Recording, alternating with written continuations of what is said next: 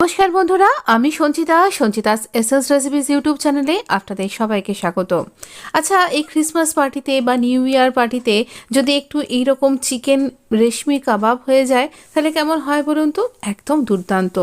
তো আমি একটু স্যালাড আর হ্যাঁ আরেকটা আইটেম ছিল, সেটা আপনি আগে কিংবা পরে দেখে নিন। তো দেখুন, এখানে এই রকমভাবে ভীষণ সুন্দর আমরা চিকেনের রেশমি কাবাব তৈরি করব। চিকেনগুলোকে এইরকম কিউব করে কাটা রয়েছে। হ্যাঁ, পুরোটা বোনলেস নয়, কিছুটা বোনলেস তো আছেই, তো ম্যাক্সিমামটাই বোনলেস আছে আর অল্পই হাড় আছে সামান্য।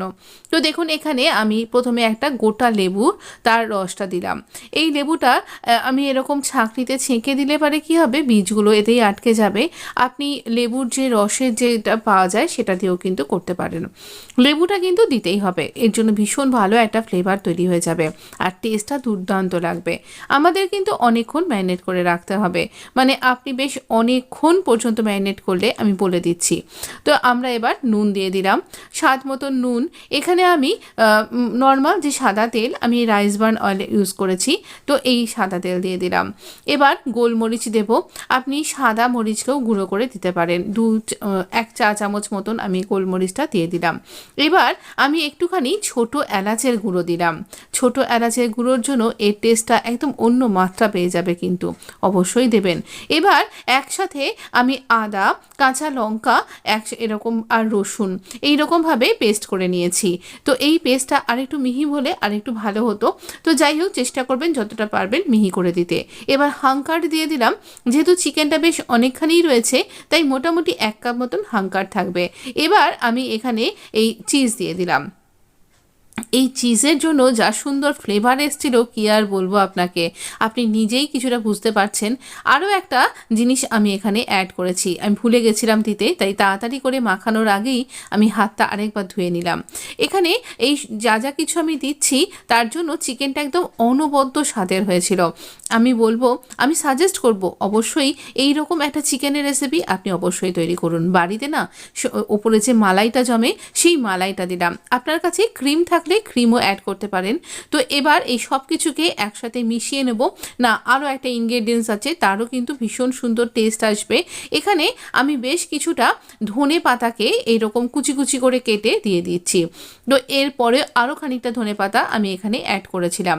মোটামুটি আপনি 2 টেবিল চামচ কি 3 টেবিল চামচ মতন ধনে পাতা শুধুমাত্র পাতা পাতা অংশগুলোকে এখানে অ্যাড করবেন, ডাঁটিগুলোকে দেবেন না।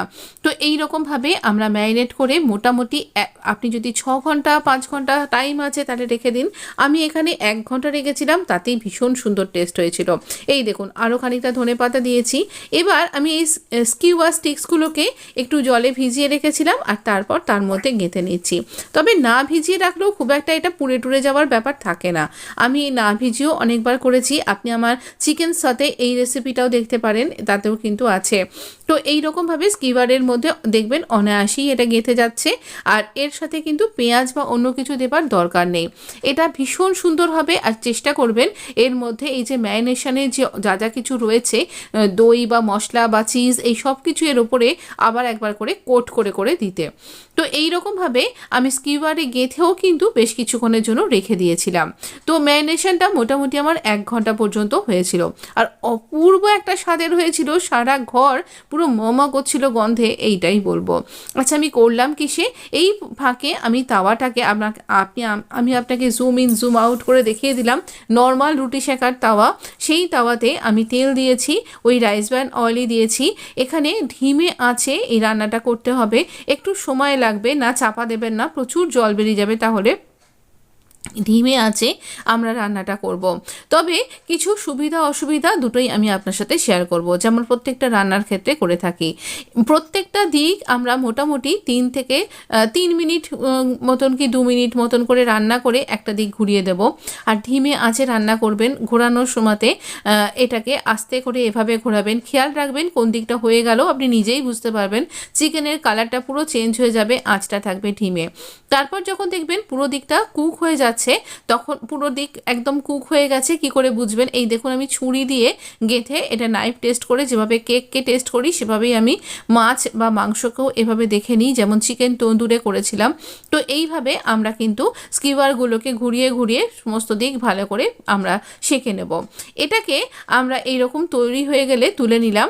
আর এই মশলাটা চেষ্টা করবেন তুলে নেবার, নাহলে আবারও দিতে গেলে কিন্তু পুড়ে যাবে। তো এইরকমভাবেই আমরা কিন্তু এই স্কিওয়ারগুলোকে সেঁকে নিয়েছি। তবে এটাকে নর্মাল রান্না আপনি করে নিতে পারেন, স্কিওয়ার ছাড়া নর্মালিও কিন্তু এটাকে তৈরি করে নেওয়া যাবে। মোটামুটি এক একটা হতে 8 থেকে 10 মিনিট মতন টাইম লাগবে।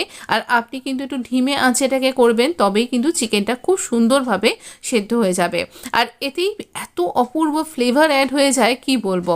আর এই রকমভাবেই আমরা কিন্তু এই চিকেন মালাই কাবাবগুলোকে তৈরি করে ফেলতে পারবো খুব সহজেই। আপনি তাওয়া ছাড়া কড়াইতেও সিঙ্গেল করে এইভাবে ভেজে নিতে পারেন।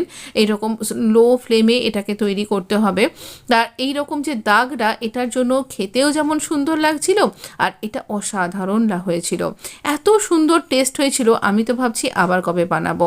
তো এই রকম ভীষণ সুন্দর এই একটা কাবাব, যা কিন্তু না বানালেই নয়। ভীষণ সুন্দর এই চিকেন রেসিপিটা আমি বলবো আপনি ডিনারে বা কোনো গেস্ট মেনু হিসাবে অবশ্যই তৈরি করতে পারেন। আমরা সার্ভ করেছিলাম স্যালাডের সাথে।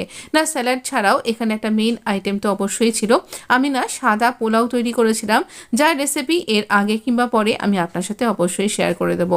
আমি বলবো জাস্ট ডিনারটা জমে গেছিলো, অসাধারণ স্বাদের। দেখুন কত নরম হয়েছে। প্লিজ ভালো লাগলে লাইক শেয়ার সাবস্ক্রাইব। ধন্যবাদ।